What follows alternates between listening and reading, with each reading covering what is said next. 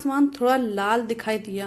हवा आक्रामक तरीके से उड़ रही थी और मैं एक आने वाले दुर्घटनाग्रस्त होने का एक भाव महसूस कर सकता था। मैं एक खाली प्लेटफॉर्म पर मेरी ट्रेन का इंतजार कर रहा था, लेकिन तभी मुझे डराने वाली हवा सुखद फूलों की सुगंध देने लगी, जो कि मेरे सामने दूसरे स्टेशन के कोने वाले हिस्से से आ रही थी, जहां पहले से ही 4 सफेद घोड़ों द्वारा खींची गई एक बड़ी गाड़ी फूलों से ढकी हुई थी।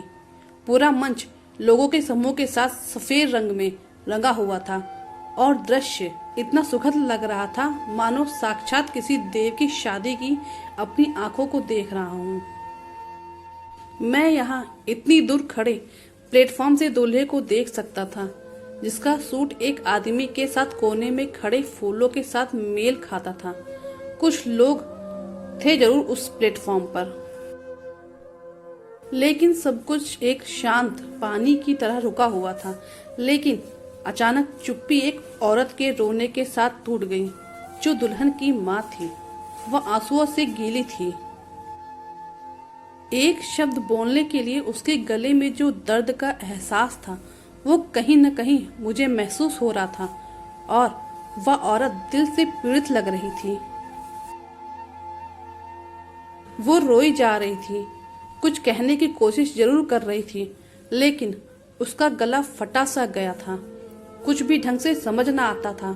किसी तरह से उसने हिम्मत जुटाकर खुद को शांत करके दूल्हे के घुटनों के सामने अपना माथा टेक दिया और कहा, वो कब से अपनी बेटी की डोली को अपनी आंखों के सामने उठते हुए देखने का सपना देख रही थी। इसे केवल सपना मत बनाओ। अगर तुमने यहाँ से जाने का फैसला किया तो समाज कितना क्रूर है कि दोबारा कभी अपनी बेटी के हाथ पीले नहीं होने देंगे। अब समझ में आ रहा था कि पैसा कुछ लोगों के मन को कीड़ा लगा चुका है। मैं वहीं खड़ा ये सब दृश्य देख रहा था कि इस बीच अचानक ऊंची एड़ी की आवाज आई, जो कि टिकट काउंटर पर मंच के दूसरे कोने की तरफ से मेरा ध्यान जाता है, जहां एक लाल शादी के जोड़े में एक महिला थी, जो अब साड़ी के साथ लाल नहीं थी, रक्त के साथ लाल दिखाई देती थी। वह दुल्हन थी।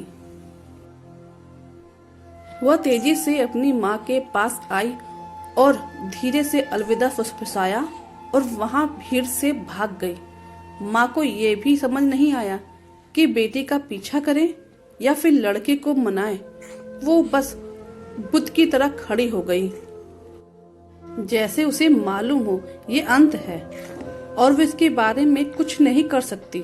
ना तो वो अपनी बेटी को बचा सकती थी और ना ही वो दूल्हे को रोक सकती थी, या कुछ ही सेकंडों में हुआ था। धीरे धीरे सब वहां से जाने लगे। दुल्हन पहले ही जा चुकी थी। घोड़े वाला भी अपनी सुंदर सवारी को लेकर निकल गया। दूल्हे की ट्रेन आई और वो भी वहां से चला गया। धीरे धीरे जो बचे कुचे लोग थे वो भी गायब हो गए और 2 स्टेशनों पर बस वो बूढ़ी औरत नीचे पड़ी हुई थी, सामने वाले स्टेशन पर, जहां से अब मुझे उसका चेहरा नहीं दिखाई पड़ रहा था। और अकेला मैं वहां खड़ा था और वही खड़ा था मुंह बनकर।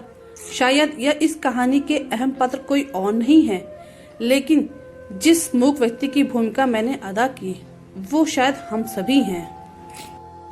और इस समाज के जो ठेकेदार हैं उनसे सिर्फ इतना ही बोलना है मुझे, कृपया बहू को बेटी मानकर उसे अपनाएं, ना कि एक नौकरानी जो साथ में दहेज भी लेकर आपके घर आए, वो बिन तनख्वाह की नौकरी करे जीवन भर और ताने भी खाए। जैसे मैं मूक बनकर ये घटना को देख रहा था और कुछ भी नहीं कर सका, पर वो बेटियां जरूर कर सकती हैं। दहेज लोभियों की मंशाएं तो पहले ही पता चल जाती हैं कि वो अपने बेटों को बेचने आए हैं। ऐसे लोगों को तुरंत उल्टे पैर लौटा दीजिए और हिदायत भी दे कि दोबारा किसी और का दरवाजा ना खटखटाएं, क्योंकि बेटियां जाग गई हैं। आप बेटियों से निवेदन है कि आप सब इतना पढ़ें और तरक्की करें ताकि आप अपना सही गलत खुद जान सकें और इन दहेज लोभियों को सबक सिखा सकें अपनी शिक्षा से। तो दोस्तों, कैसी लगी ये कहानी? आपको अच्छी लगी तो चैनल को लाइक और सब्सक्राइब करिएगा और कमेंट करके जरूर बताइएगा कि किस किस के साथ ऐसा हुआ है।